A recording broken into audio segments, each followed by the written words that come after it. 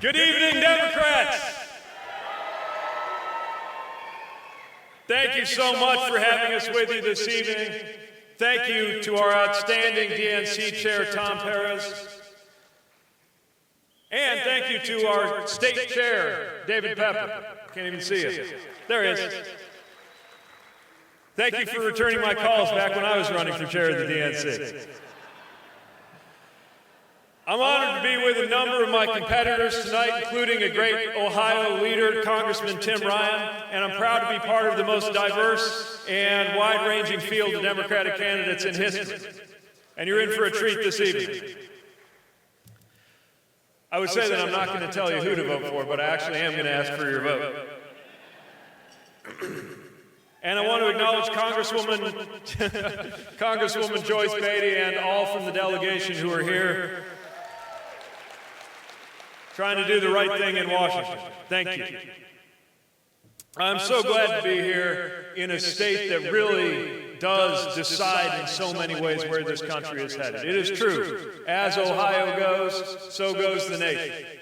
But I'll also say one thing I learned from my home state of Indiana is that there is no such thing as a permanently red state or district or county. There is only a future where we can make sure that we get out the vote. And I know that you understand that. I know that here in the state party you understand, for all of the attention going toward the 2020 Democratic presidential race, you know that we must not, dare not treat the presidency like it is the only office that matters. We got to win up and down the ticket in every part of the state and every part of the country.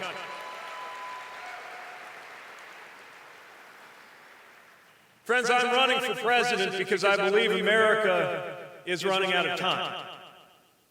I don't think we can afford one more minute of the politics that we are living with right now. And I don't even mean only the corruption and chaos of the current president, although that is horror enough. I'm talking about the urgency of tackling the issues that got us here in the first place. Because if our economy and our democracy were working the way they're supposed to, I believe a guy like Donald Trump could never have come within cheating distance of the Oval Office to begin with. So what's at stake in 2020 is not just the outcome of one election. It is the future of the American experiment. And we have lived that here in the middle of the country. We know that we need to change the trajectory of our nation.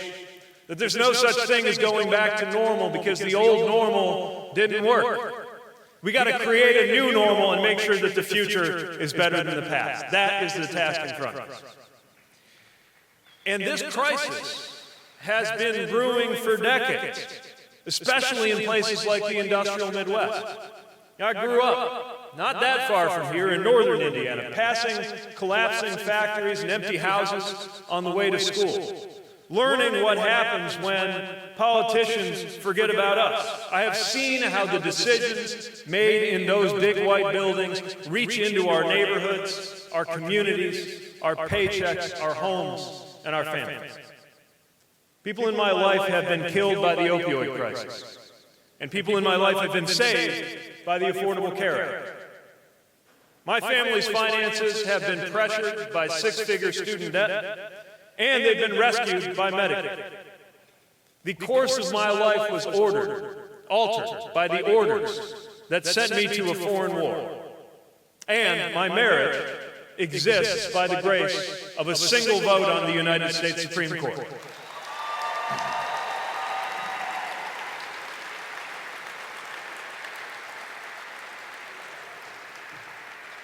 So I'm never going to forget what politics is about. It's about our everyday lives. It's about the day-to-day. But the way you see it on TV, it's as if it were just about the day-to-day drama among politicians. Folks we send to Washington hoping they will fight for us, and they get there and seem more preoccupied with the part about fighting than the part about us. That's what's got to change. And with the folks in charge right now, they are dividing us around the very values that are supposed to hold us together as Americans. They speak about patriotism and love of country. I don't think you can love your country if you hate fellow Americans.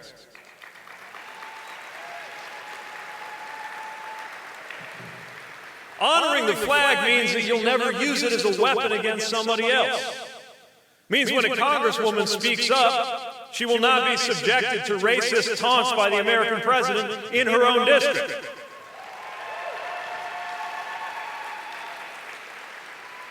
And yes, being true to that flag means recognizing that when somebody blows the whistle on official misconduct, that is an act of loyalty to the republic for which it stands.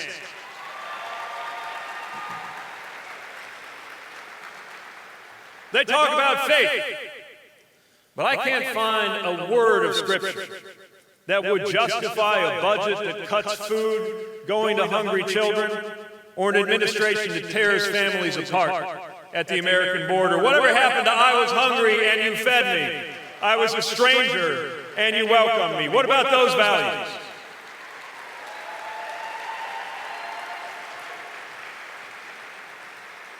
They talk about family. To me, family values includes the idea that if you are a GM worker, you're going to get the wages and health care to support your family. That's family values too. And they talk about freedom. But real freedom means more than just Amazon's freedom to not have to pay any federal taxes.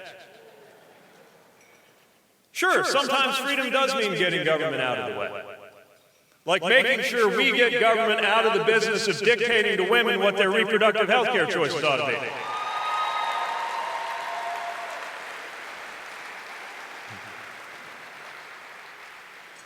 But other times it means that we trust and ensure one another to step up and support one another's freedom. These are the values that can bring us together. But right now, we are more and more dangerously divided. So much so that we have a crisis of belonging in our country right now. A crisis of belonging, made worse by the leaders in the White House, and so deep that people are literally medicating themselves, and deaths from despair are on the rise. But here comes good news. In a few short months, you get to respond to this show that the president's going on, this reality show or horror show or game show or whatever kind of show you want to call it. I heard that. You get to choose not to be on that show anymore. You get to pick up the remote and change the channel to something better.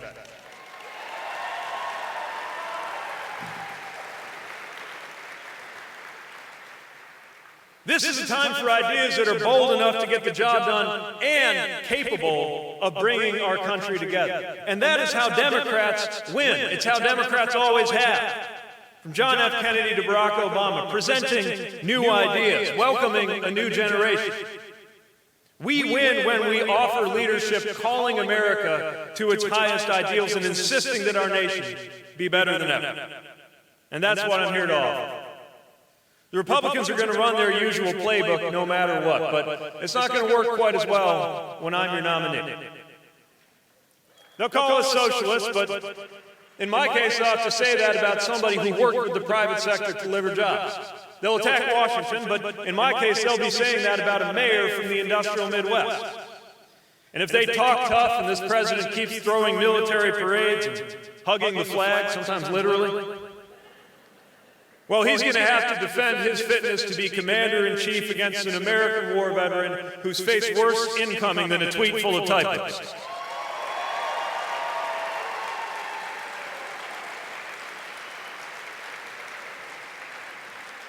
And one who knows from experience that an America that would betray our allies in a fight against terrorism is not America at all.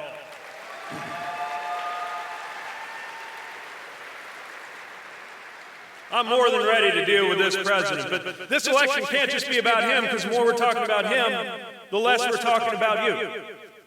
So I'm asking you to think about the kind of president we're going to need when the sun comes up on this country, as it will one way or the other after Donald Trump's presidency comes to an end.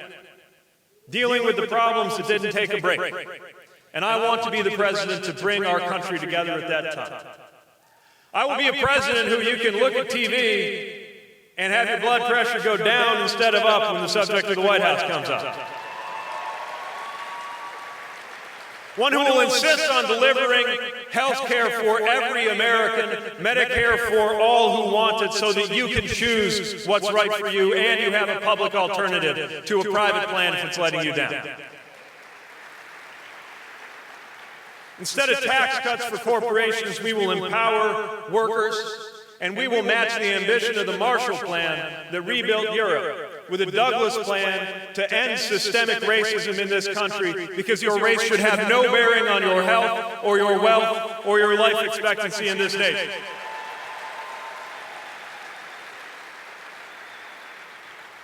And to help knit this nation together in common cause, we will create 1 million paid national service opportunities every single year, so that everybody knows how to get that bond that we formed in the military without having to go to war in order to get there.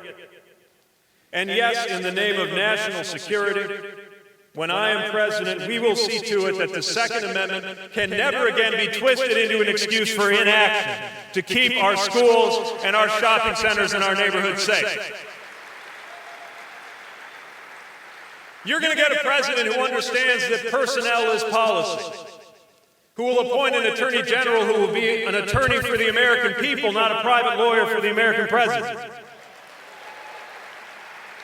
A head of environmental protection who actually believes in climate change. And a secretary of education who supports teachers and public education. That's what you can expect from my president. I know it's a dark time. The hardest thing that I experienced on the campaign trail is looking into the eyes of kids who are asking what we are doing to keep them safe and why we haven't fixed the climate challenge that could change their ability to live a good life. It is the hardest thing to do, but imagine the pride we could take in a few years when we look them in the eye again and say, I'm sorry it got as bad as it did in 2019, but look at what we did in 2020. Look at what we did to make this country a better place. Look at what we did to deliver an economy where a rising tide actually does lift all boats by supporting unions and empowering workers. Look at what we did to act on climate before it ruined their opportunities in life. Look at what we did in 2020 when our democracy was slipping away and we finally acted to bring an end to gerrymandered districts where politicians pick out their voters instead of the other way around and do something about the role of money in politics. Imagine the pride we could take. Running for office, fundamentally, is an act of hope. And so is participating in this process. So is being here on a night like this, at a dinner like this, and subjecting yourself to speeches from people who want to be your president. You are here in the spirit of hope. And so my only question to you is, are you ready to spread that hope to everybody who needs to hear it? And are you ready to bring a little common sense and common purpose to Washington, D.C.? And are you not ready to finally leave behind that reality show, pick up the remote, and change the channel once and for all? Then I'm asking you to join me in making that happen. I'm asking you to join me in making history. Thank you for what you do for your party, for your state, and for your country. And I will see you on the campaign trail until we have a lot to celebrate in 2020. Thank you, Democrats. Thank you. Thank you very much.